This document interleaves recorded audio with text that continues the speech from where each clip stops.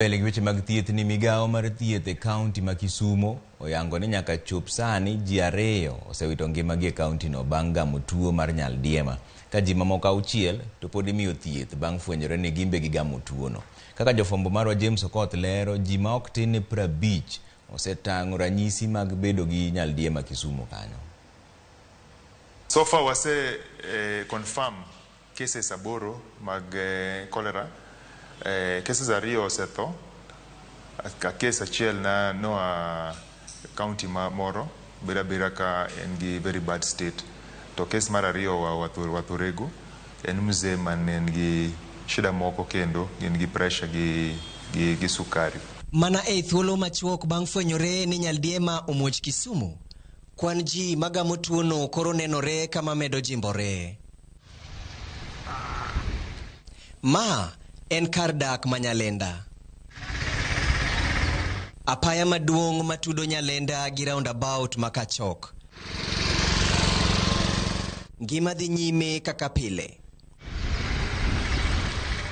Kata kamano, kaluwore gi migao mar thieth, kar dak ma Nyalenda ema nyaka sani nigi kwan mamalo mag ji magamo Nyaldiema. Sani epicenter en Nyalenda A.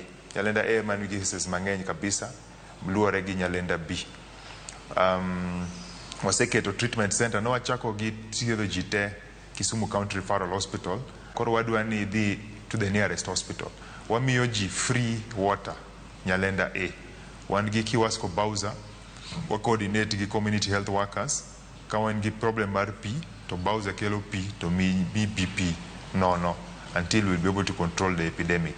Kuonde chokruok kaka chichni, magawa kod kuonde mamoko bende okwani omed bedo akicha kendo keto ler maka okamano to ibiro kawnegi okang'. Wan gi public health officers matimo inspection of eating facilities. Kama ju chieme, kama nitie bura, kama nitie funeral, sama ji chiemo mang'eny, nyaka wabed gi very good hygienic standards. Wabo force everybody to have proper hygiene standards, gi safe drinking water, gi kuminyalo loge man gi safe water. Koro kionge gigo to wabo loro that facility. Jatend migao mar thieth e kaunti ma Kisumu, Dr. Gregory Ganda, okwayo oganda mondo oring e kuonde thieth ka gin kod ranyisi mag tuono. Kien gi shida mora mar dieo, mar ng'ok, dieo mag pi, rango dhi hospital machiegni.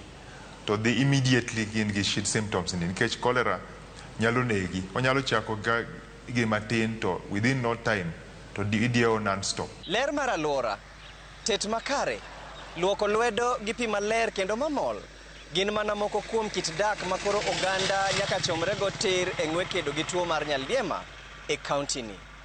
James Okoth, Ramogi TV. Kwa Kisumu ni apisas mag okwach kich oreso miyo